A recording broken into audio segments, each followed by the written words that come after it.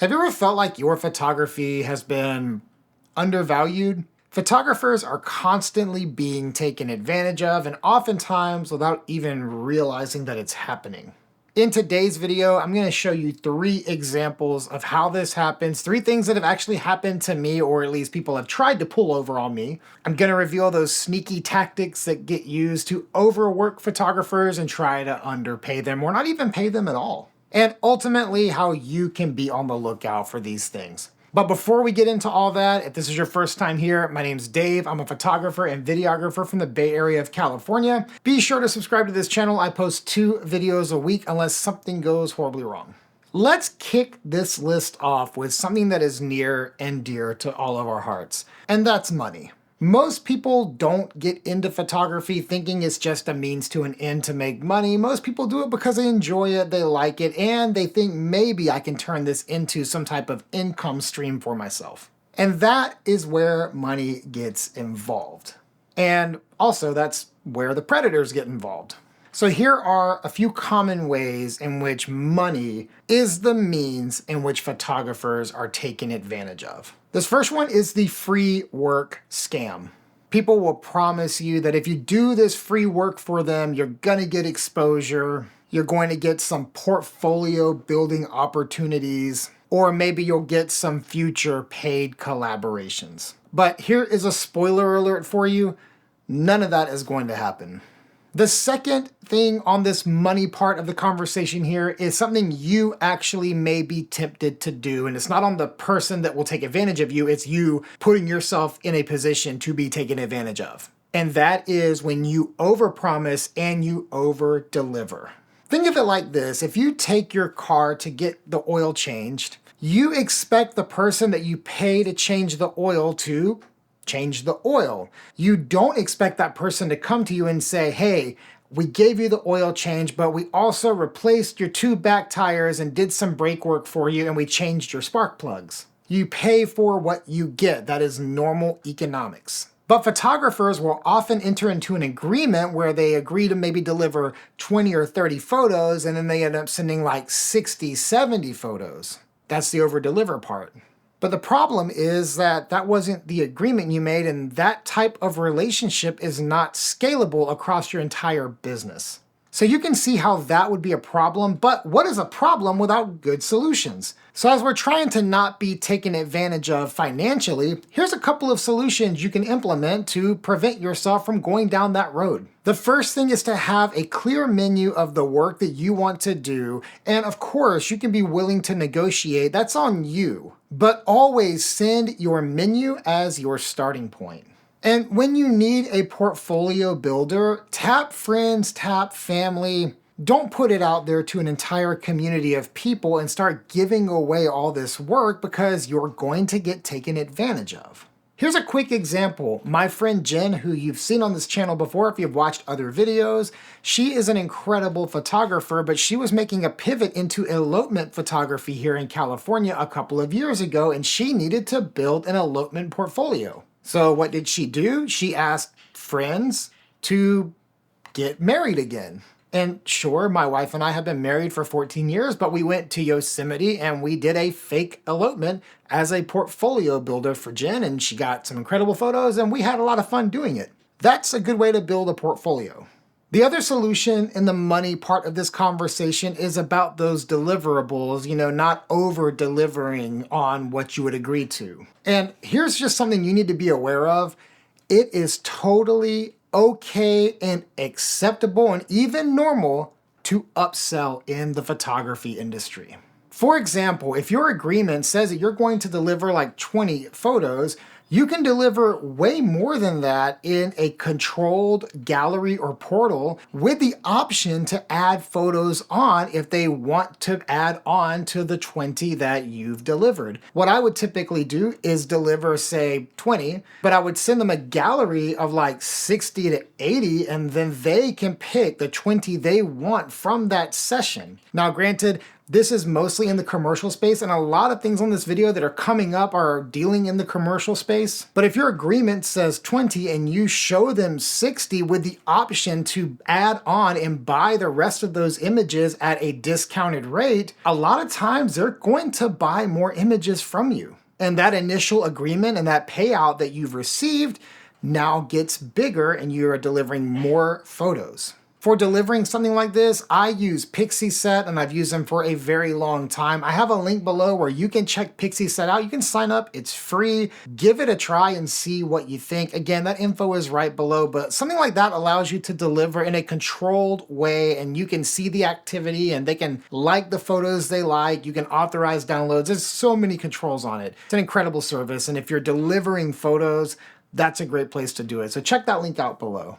Before we get any further, just let me take a quick minute and say that if you're finding this kind of information helpful for you, whether it's going to help you grow your business or just grow in your knowledge of the industry, or honestly just grow in any part of photography, I'm offering some one-to-one mentorships through my Patreon. There is a link below where you can check that out and see if you think it would be a good fit for you. I have limited spots available because my time is limited like everybody else's. So if that's something that would interest you, you can ask me questions, hit me up on my DMs on Instagram, or shoot me an email through my website. I will happily get back to you. But if you feel like when you see the information on the mentorship that it would be a good fit, go ahead and sign up and I will hit you up within 24 hours. Okay, so I said a second ago that a lot of this video is going to deal more with commercial photography, and that's definitely about to get very true for our next couple of things. And second to money, the thing that I've seen photographers get taken advantage of the most, and something that honestly has been like hard for me to navigate as well, is licensing.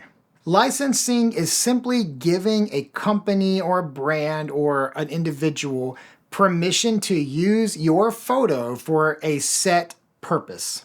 So for instance, if a company reached out and is looking to put a photo of yours on their Instagram, you can price that as to what you think is fair or what would be an industry standard rate for an Instagram post. But if a company reaches out and they say, we want to print your photo and stick it in this magazine that goes out to 100,000 people, you can and should charge very differently for that. Or if somebody wants to make your image into a billboard on a busy road, that's a different license than like an Instagram usage would be or a website usage would be. For some reason, companies and brands are super tempted all the time to ask photographers for license-free usage of your photos. And what they're basically doing is they're saying they want to use your photo for whatever reason they want to use it for free into the sunset. And a lot of times, photographers, especially those that aren't like full-time commercial photographers that really know the industry, would be honored and excited to have some brand reach out and want to use their photos and not even think about the implications of it. And honestly, that has created a system where companies and brands will take advantage of photographers. You'll see this a ton in the exchanging of a product for photos. And maybe you've experienced that. Say like a brand reaches out and they're like, hey, our company is called Clean and Clear Microfiber, and we make these really cool microfiber cloths for cameras. We'd love to send you a pack of 40 so that you can photograph them and we can use your photos on our social media or website. How does that sound to you? And you're like, oh my gosh, the Clean and Clear Microfiber company wants to reach out and they want to collaborate. They're going to send me, can you believe it? They're going to send me all these microfiber cloths, and then you're getting stoked on it. They send you all these and you take some photos of yourself wiping your camera and cleaning things with it. And then it's on their social media. And then you go to their website and your image is right there on the top of the page.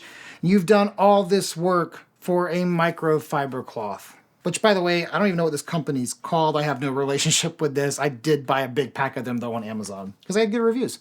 Unaffiliated. But let's talk about math for a minute, okay? Let's say that company that reached out to you, they have, let's say, just like 12 bucks in the landed product, and hopefully it's better than a microfiber cloth. But let's say they have $12 in that product landed, and they're gonna spend $8 to ship it to you. So they have a total now of $20 into this investment partnership collaboration with you. You take your expensive camera, maybe it's a Canon, a Sony, maybe it's just your phone, but that's still expensive, or maybe it's a Leica or something really expensive, and you take some photos for them and you send them 4 to 6 photos, maybe 10, because you're being super generous and over delivering. So you send them 10 photos and they write back, oh, we love them, this is so cool, and then they're using your images. They have invested in you $20, and you've given them a free usage license, and a perpetual free usage license. You've given them your skill, your time, your editing, and let's just be super minimalistic and say that all in, you had 2 hours in the setup. Like, we can go further back. You have 2 hours in getting it out of the mail, opening it up, setting it up, taking some photos, editing those photos, exporting those photos, sticking them on whatever service you want to use to deliver. Maybe it's Dropbox, and you have cost in Dropbox, and of course you have cost in gear. But let's just keep it at time. You've spent 2 hours on this, and they have, again, $12 landed in the product, $8 to ship it to you, $20 total. You have worked for this company for $10 an hour, and that freaking sucks. Like I said before, have clear pricing. And think through licensing if you want to do any type of collaborations with a brand or company. Sell your time for your photography and sell the license separately, because it's a different product. Or what I typically would do is bundle them together. Hey, you want me to shoot this microfiber cloth? Here is my rate, and it'll include social media usage for a year and 2 images for your website for 2 years. Or, be creative. Think through how you want to come up with that. But remember that licensing and your time are different products, 2 different products. Okay, so the final thing I'm going to share, we've talked about money, we've talked about licensing, and now we are going to talk about contracts. And again, we're mostly speaking about commercial photography, but I'm gonna tell you right now, companies and brands can be super, super shady and sketchy when it comes to that contract. If someone sends you a contract, read it. And I mean meticulously and slowly read it. So you may have seen recently, a lot of photographers are posting about this new company that is making lenses for the Leica M-mount. And I'm not gonna name them, but you've probably seen something out there, some buzz about this new company and this new lens brand that's on the Leica M-mount. And if you know my channel, you know that I shoot Leica M, and this company reached out to me and we started having a conversation about what a collaboration would look like. And before I go any further, just want to make it super clear that in this space here, like the YouTube space or social media promotion, all this space is super unique and individualized to the creator. So the conversation I had with them would not necessarily reflect the kind of conversation they would have with another creator, and the agreements that they make with those people, like, totally different. So again, we're talking about my experience, and specifically my experience with a contract. But to sum it all up, I agreed to make a video about this company's line of lenses that they're launching, and they've launched a couple so far. They have a few more coming, and we had come to this agreement on what I would do for them and what they would compensate me to do that.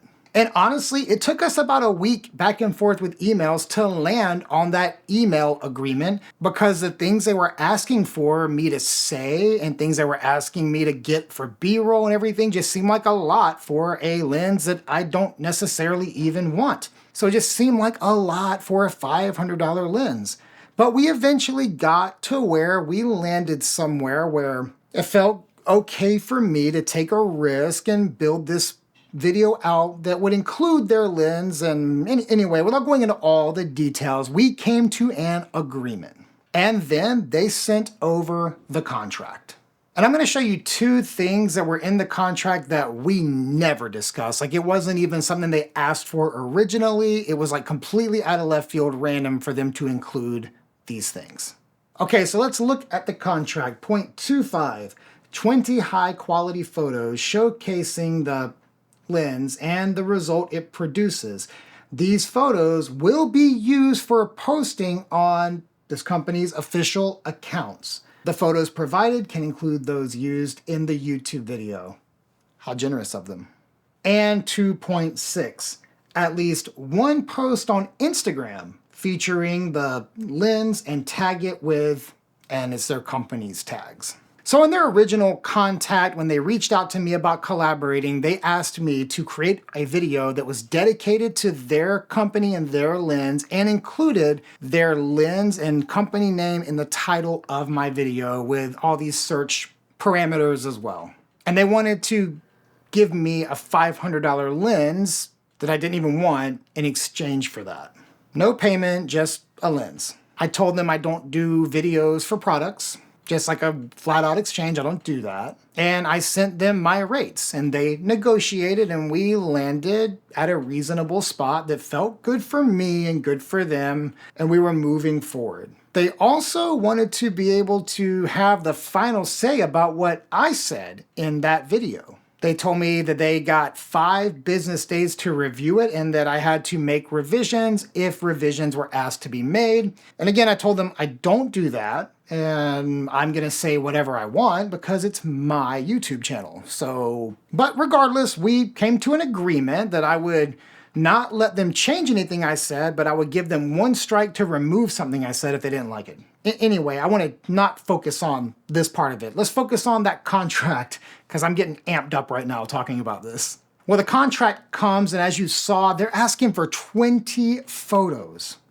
20 that they can use on their official accounts, whatever that means, for a $500 lens.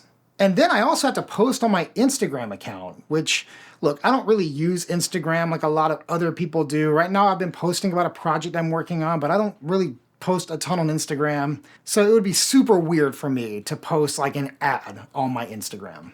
But that's what they wanted, all this, in exchange for a $500 lens. And the kicker of it all was that in the contract, they said I had to pay duties and import tax for that lens, and it was $50 and I had to send it to them, which I thought was super weird. I've never had a contract ask me to pay that stuff before. So I was like, what? You mean I gotta pay 10% of this lens out of my own pocket to get a lens I don't even want and deliver all this stuff for you? This is completely insane. Now look, if they were a serious client, maybe they would have reached out and said, here are the things we want, what can you do? And I would have said, I can do all that for this price, and you can license this many photos for this much usage. I mean, that's honestly how it's been for a long time with real, legit, official companies that don't want to take advantage of me. But this company, they wanted to take advantage of me. And I'm really hopeful that the other people in the space got way better offers than I got. But that contract just straight up sucked. So the solution, just read the contract. I caught that stuff because I meticulously read the contract. And when I asked them to strike all those things, they ghosted me. I have yet to hear back, and it's been like a month. Don't expect to hear back at this point. They completely cut off communication by me saying, hey, thanks for that contract. I don't know if you accidentally left this stuff in from another agreement, but I need you to strike 2 point, and so on. I mean, I tried to handle it like that, but they ghosted me. Haven't heard back, don't plan to hear back. Read your contracts, people. If you get a contract, read it. It's okay to push back. It's okay to be an advocate for yourself. All right, guys, I'm amped up now. I'm gonna go have a whiskey, take the edge off a little bit. I hope you guys found this video helpful. Don't get taken advantage of because they are out there, and between the contracts and licensing and money, companies, people, they want to take advantage of you. And I hope this video helped you recognize those things when they come and gave you good solutions. All right, guys, thanks for watching, and I'll see you next time.